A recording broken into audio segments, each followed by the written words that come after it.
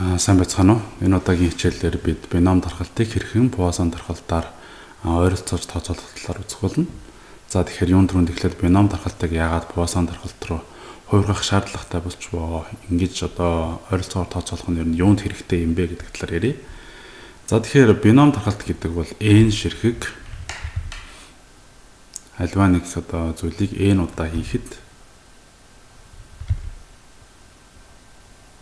n удаа хийн. Тэгээ амжилттай болох магадлал нь p. За амжилтгүй болох магадлал нь бол үүний гүйцэлт буюу эсрэг үзэгдэл болохоор нэгээс засах нь p байгаа. За тэгэхээр хэдэн удаа тэр амжилттай болох магадлалыг бол олдог. Жишээ нь одоо шог 5 удаа хаяхад 2 удаа 3 буух магадлал гэж үтэй тий. n нь 5 удаа хаяхад 3 буух магадлал бол өөрөө 6-ны 1 хിവэрэ. Тэгэхээр нэгээс засах нь p. За нэгээс засах нь p-ийн зарим тохиолдолд q гэж бас нэрлэдэг. За энэ нь бол 6-ны 5 болно. Тэгээд бидний олох гээд байгаа зүйл бол за үнийг x гэдэг тийм discrete random variable-аар тэмдэглэх юм бол энэ нь бином дархалттай n энэ хооронд 5-ын тоогоо тавьчаад 5 удаа хийхэд амжилттай болох магадлал нь 6-ны 1 гэж яана загварчлана. За эндээс яг одоо 3-ын тоо хэдэн удаа буюу 3-ын тоо 2 удаа буух магадлалыг олох гэж байгаа. Тэгэх юм бол эндээс probability of x. За тэгвэл x нь одоо яг 3 байх магадлалыг нь олъё. За тэгэхээр за томьёогоо эхлээд бичээд тэ үсгээр нь бичээд тэгээ дараа нь тэгвэл combination байна. n peak үржих нь n-ийн за энийг хийдүүлээ 3-ын тоогоо k гэж нэрлэх юм бол тэгээд q-гийн n-ээс хасах нь k зэрэг байна гэсэн үг. N-ээс хасах нь k зэрэг. За энэ тэгвэл одоо энэ юм биш, энэ p-гийн шүү. Амжилттай болохын k зэрэг, амжилтгүй болохын n-ээс хасах нь k зэрэг байна. За энийг хэдүүлээ бодох юм бол за нийт бид нар туршилтыг бол 5 удаа хийн. За тэгвэл 5-аас 3-т нь амжилттай болох магадлал нь 6-ны 1-ийн 3 зэрэг нөгөө хоёрт нь бол 6-ны 5-ийнхаа 2 зэрэг байх. Ийм байдлаар бол олдог. За тэгвэл энийг хэдүүлээ Poisson руу хувиргах шаардлага гарчаад байна. Яагаад хувирах гэдэг юм бэ гэдгийг л ер нь тайлбарлах гэж энэ жишээг авсан шүү дээ. Тэгэхээр энд бол ингээд цөөхөн 5 удаа туршилт хийгээд за 3 байхад хэд байх вэ гэсэн магадлалыг олж байгаа. За энэ тохиолдолд бол ингээд харьцангуй гайгүй олдож байна. За тэгээд энэ combination бол энийг бас жоохон тайлбарлачаа. Энэ бичиглэл бол өөрөө 5C3 за Монгол математикээр бол C5-аас 3 гэж бичдэг бичиглэл байгаа. Үүнийг задлаад бичих юм бол энэ бол 5-ын факториалыг хуваах нь 5-аас хасах нь 3-ын факториал үржих нь 3-ын факториал ингэж бичигдэнэ. За тэгээд үржих нь 1-ийг хуваах нь 6-гийн куб, үржих нь 5-ын квадратыг хуваах нь 6-гийн квадрат.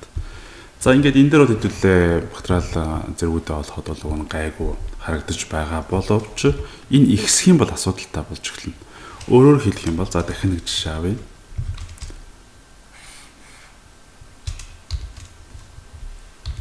За тэгшэлж байгаад үзэг болгоод за эндээс хэрвээ n нь 10,000 удаа туршилт хийдэг тэ туршилт хийхэд за амжилттай болох магадлал нь 10,000-д 5 байлаа тэ. За тэгвэл энэ 10,000 өөрөөр хэлбэл нэг үйлдвэр гэж бодъё л да тий. Нэг үйлдвэр дотор одоо ингээд юм доголдолтой бүтээгдэхүүн гарах магадлал нь болохоор 10,000-д 5 байдаг. Тэгэх юм бол энэ 10,000 гутлыг одоо сонгож авахд за гутлыг бодчих тий. Тэгвэл тэндээс 5 нь за 2 нь одоо юутай алдаатай байх магадлалыг олъё гэж бодъё тий. Тэгэх юм бол за энэ маань бол за y гэдэг discrete random variable-аар алдаатай тоогийн алдаатай гутлын тоог тэмдэглэх юм бол n нь бол 10,000 болж байна. Probability нь болохоор амжилттай болох магадлал нь болохоор тэг 5 10,000-ны 5 Тэгвэл одоо бид нар болохоор y-н бид нар магадлал олгох чинь y-н яг 10,000 дотор 2 гутлаа алдаатай байх. Одоо ийм магадлалыг олох гэж байгаа. За тэгвэл одоо бид нар яах вэ гэхээр 10,000-аас 2 гутлаа авах комбинашн буюу хэсэгдлээ бодно. Тэгээд амжилттай болох магадлал нь болохоор 10,000-ын 10,000-ны 5-ын 2 зэрэг амжилтгүй болох магадлал нь болохоор 10,000-ны 1-ээс хасах нь 10,000-ны 5-ын 9,998 зэрэг болно. За энийгээ дахиад хэдүүлээ томьёогоор хэсэглийн томьёогоо задлаад бичих юм бол 10,000-ын факториал хуваах нь 10,000-аас би шууд 2-ыг хасаад бичиж 9,998-ийн факториалыг үржих нь 2-ын факториал үржих нь за 5-ын квадратыг хуваах нь 10,000-ын квадрат үржих нь за энэ бол 9,000 за тэг бүхэл болно те 9 тэг 995 болно. 9,995-ын 9,998 зэрэг болчих. За тэгэхээр энэ тооцоол бол маш төвөгтэй болчих. Энэ тооцоол маш төвөгтэй. Харин үүний оронд бид нар Поиссон хэрэглэх юм бол болно. Гэхдээ Поиссоныг бас ямар үед хэрэглэх вэ гэдэг талаар бодъё үзцгээе.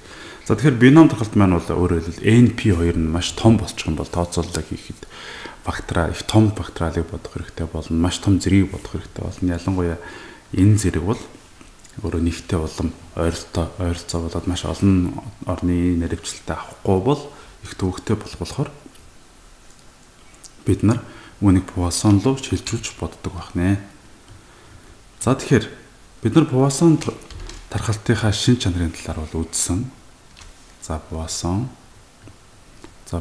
тархалт бол за лямбда за энд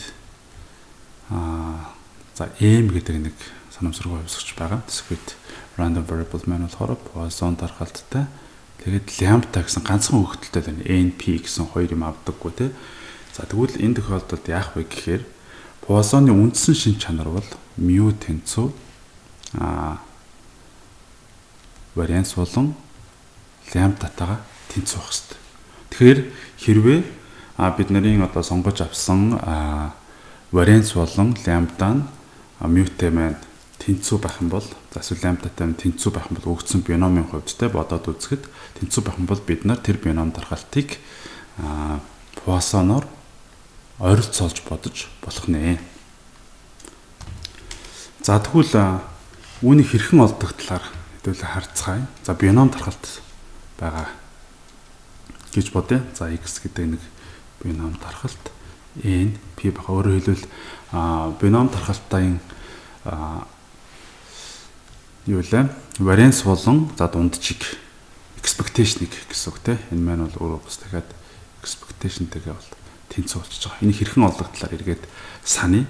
За тэгэх юм бол expectation бином даргалтын expectation бол за mu гэж тэмдэглэгдэнэ. Энэ болохоор n-ийг p-гээр үржүүлсэн те тэнцүү. Тэ энийг p-гээр үржүүлсэн тэнцүү. Өөрөөр туршилтыг хэдэн удаа хийх вэ амжилттай болох магадлалаараа үржүүлэхэд за ер нь хэдэн удаа амжилттай болно гэсэн expectation маань бол бином даргалтаас олддог байгаа. Харин вариансын хувьд бол варианс нь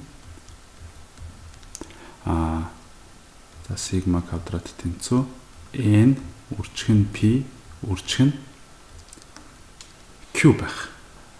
Өөрөөр хэлбэл нэгээс хасах нь p. Тэ эсрэг үзэгдэн шууд q гэдээ бас тэмдэглэж болно гэж байгаа.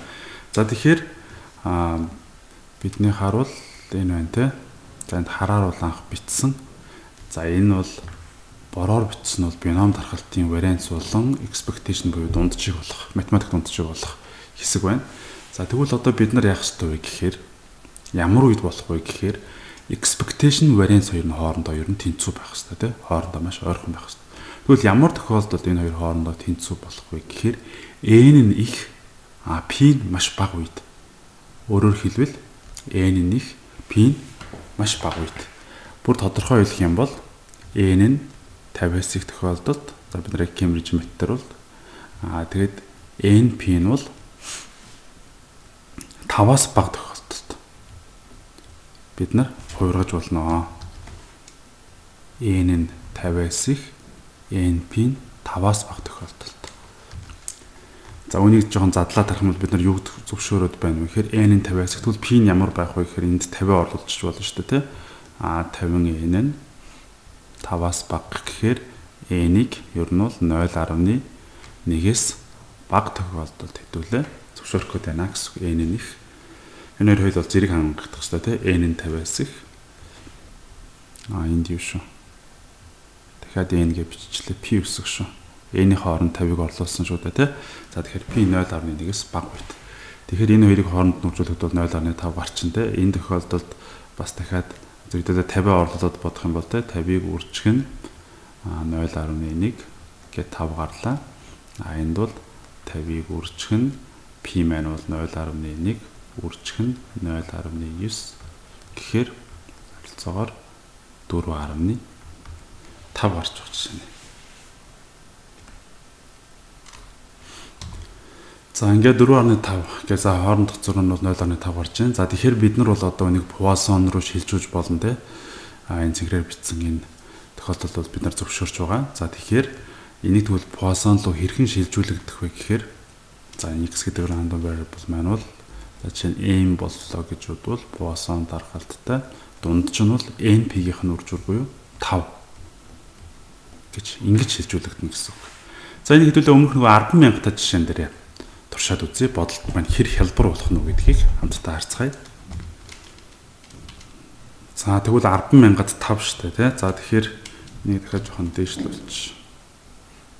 За ингэж. За дахиад нэг зураас зураад. За n маань бол 10,000.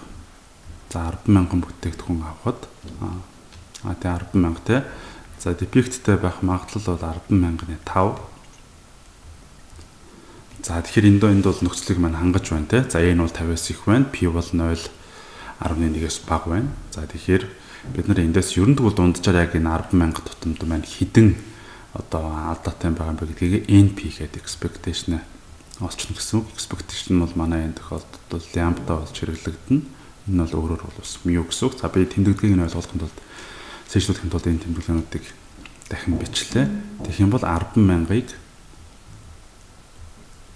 үржих нь 10,000-ны 5 гэхээр энэ бол 5 гарч ирж байгаа. Өөрөөр хэлбэл бид нар үүнийг за x гэдэг юм болчихтой. X-ийг x discrete variable-ыг Poisson-оор загварчлах юм бол ийм болно гэсэн. Тэгвэл одоо энэ 10,000 дотор 2 шиг алдаа гарч ирэх тэ. За энийгээ бодоод үзье.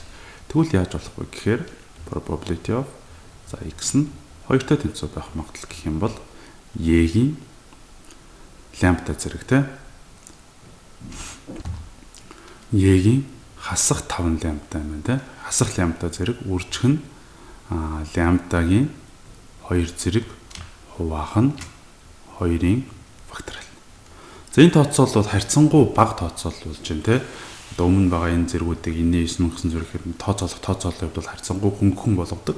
За тийм болохоор бид нар бином даргаалтыг Poisson даргаалт руу шилжүүлж боддог байна. Нэгт бол яг дунджаа ингээд бодоод NP-гээрээ бодцохоор 2 биш 1 хувьсгчаас те NP гэсэн 2 зүйлээс хамаардаг байсан бол lambda гэсэн 1 зүйлээс хамаардаг болж байна. Тэгээ томьёонд нь хэсэглэл байхгүй, факториал байхгүй, зэрэг байхгүй болохоор харьцангуй хялбар болдог байна.